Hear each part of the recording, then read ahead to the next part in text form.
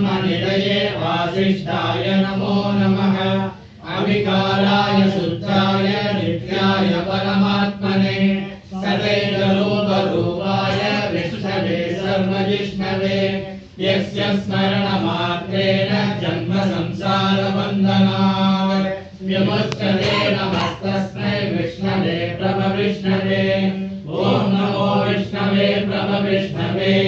श्रीवैशम्पायन उवाच कृत्वा धर्मानशेषेण पावनानि च सर्वशः युधिष्ठिरः शान्तरवं पुनरेवाभ्यभाषत।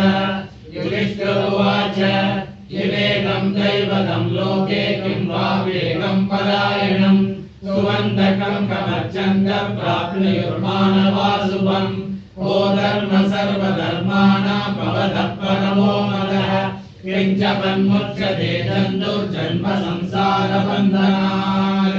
श्रीविष्णुवाच जगत्प्रभुं देवदेवम् अनन्तं पुरुषोत्तमं सुवन्नाम सहस्रेण पुरुषः सततोत्थितः तमेव चार्चयन् नित्यं भक्त्या पुरुषमव्ययम् ध्यायन् सुवर्णमस्यं च यजमानस्तमेव च अनादिनिधनं विष्णुं सर्वलोकमहेश्वरम् लोकाध्यक्षं सुरनित्यं सर्वदुःखादिगो भवेत्।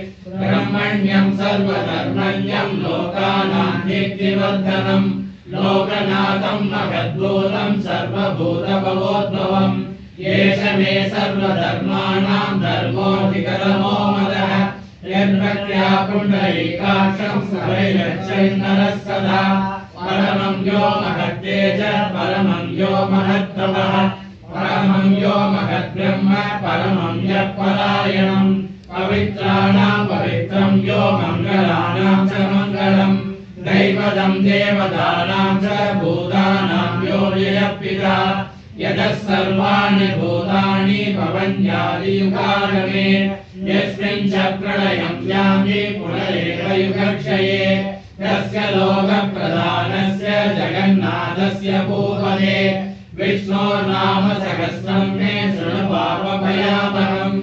यानि नामानि गौणानि विख्यातानि महात्मनः ऋषिभिः परिगीतानि तानि वक्ष्यामि भूतये। ऋषिर्नाम्नां सहस्रस्य वेदव्यासो महामुनिः छन्दो कृष्णस्तथा देवो भगवान् देवकीसुतः अमृतांशोद्भवो बीजं शक्तिर्देवकीनन्दनः हृदयं तस्य साम्यक्ते विनियुज्यते विष्णुं जिष्णुं महाविष्णुं प्रभविष्णुं महेश्वरम् अनेकरूपदैत्यान्तं नमामि पुरुषोत्तमम्।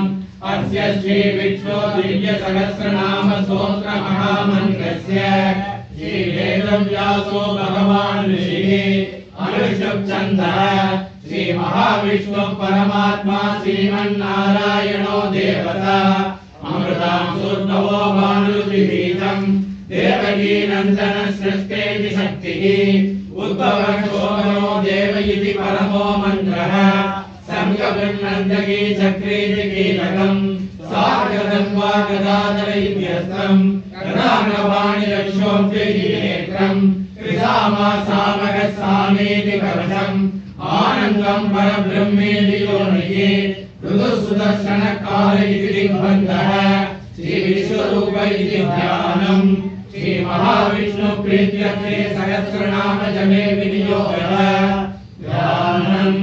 क्षीरोदन्वत्प्रदेशे सुशिमनिविलसत्सैकते मौक्तिकानां मालाकृत्तासनस्तस्मर्यमणिकितैर्मौक्तिकैर्मण्डिताङ्गः शुक्लैरभ्रैरतभ्रैरुपरिविरचैर्मुखर्वियोषवर्षैः आनन्दीनः पुण्यरात्रैर्नरकदा सकपाणैर्मुकुन्द